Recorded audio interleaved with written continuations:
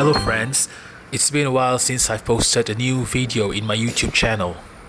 Lots of things have happened. We moved to a new house, it's a landed property, and I've built a new greenhouse for my cacti collections. So in this episode, I think it would be appropriate for me to show you some updates of my cacti collections. Good thing living on a landed property is that you have all the spaces for your cacti collections, and my collections are growing more and more. It's good to know that in the future I will have the chance to make it bigger and increase the space of my future collections. This greenhouse is quite new and is an ongoing project, so I may need a few times to organize things. My gymnocalcium collections are growing, and I have taken a liking to a new cactus, which is the astrophytum. Well, here you can see a spot where I put all of the pots and soil, the medium, the fertilizer, the pesticides and everything. Well, this part is incomplete. It is a work in progress. I need more time to finish it up. As you can see, this is the common toppings that I use for my cacti. It is burnt akadama, and this is my favorite soil mix. It consists of pumice and peat moss, and occasionally I throw in some akadama inside.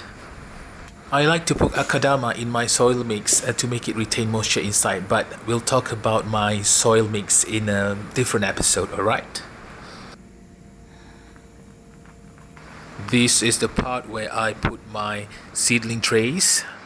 I've begun hybridizing my own gymnocalcium, and it's a good thing. I love it so much. There are a few perks of growing gymnocalcium or cacti inside the greenhouse.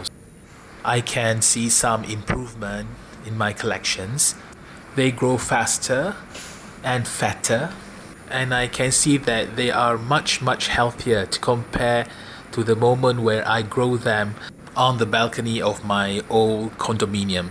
And as you can see here, the heat and the full sun induces flowerings among these gymnocalcium.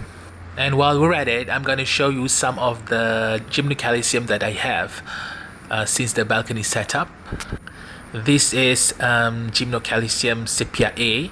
It has grown bigger and the color is much vibrant.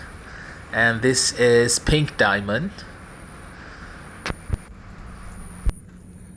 And my monstrous collections and my cristates collections have grown much bigger as well. They are thriving in this greenhouse setup.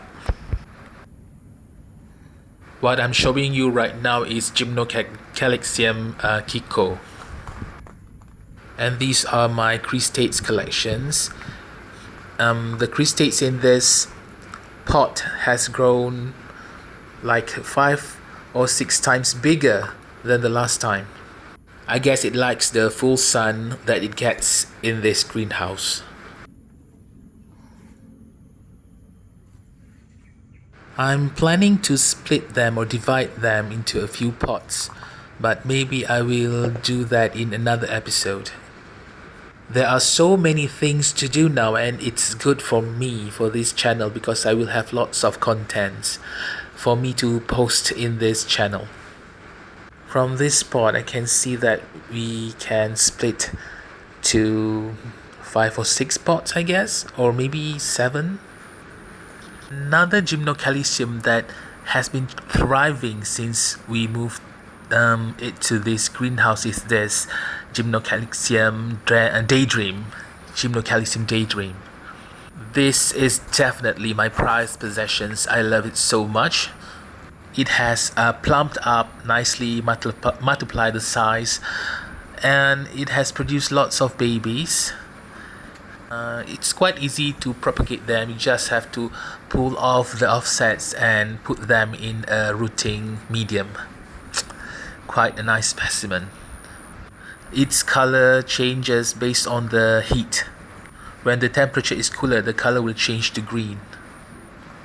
This is marble, a very beautiful specimen, one of my oldest collection, gymnocalcium marble.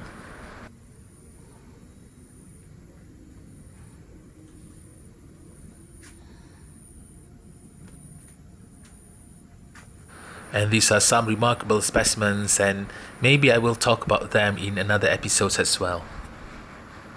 Having a greenhouse also allows me to try to grow another type of cacti, which is the astrophytum. Here I'm growing astrophytum asterias and a couple of astrophytum myriostigma. I love astrophytum a lot, as much as I love gymnocalcium. But the environment that we had on the balcony wasn't good for astrophytum. The humid environment on the balcony promotes the growth of fungus on the astrophytum, so I couldn't grow astrophytum as much as this when I was on the balcony. So I'm very glad right now that I get to try to grow astrophytum. Another perk of having a greenhouse is that now I can start my own seedlings. I can hybridize my own gymnocalcium. As you can see here in the trays, there are some seedlings. I can cross my gymnocalcium and create new hybrids.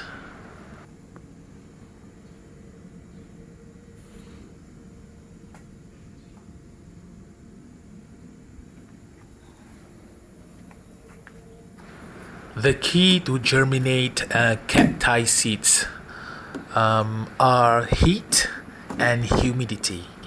This is a seed starting trays, and the humidity and the heat are quite controlled.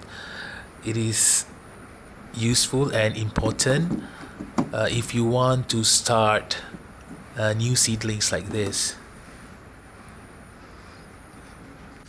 But I think I will talk about how to germinate cacti seeds in another episode. I don't think I can talk about too many things in this one video. Hybridizing your own cactus or your own gymnocalcium gives me a really good feelings. It gives me some sort of achievement. I mean, it's hard to explain it, but well, it makes me happy.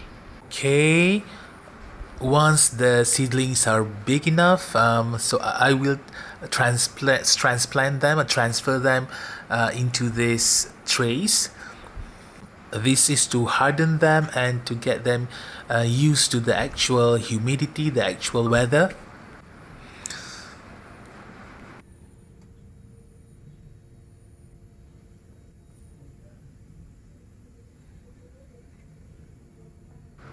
At this moment, I have quite a number of trays, and this is the stage where you let the seedlings to grow bigger, and once they have reached a certain amount of size, I will handpick them and transfer them to their individual pots.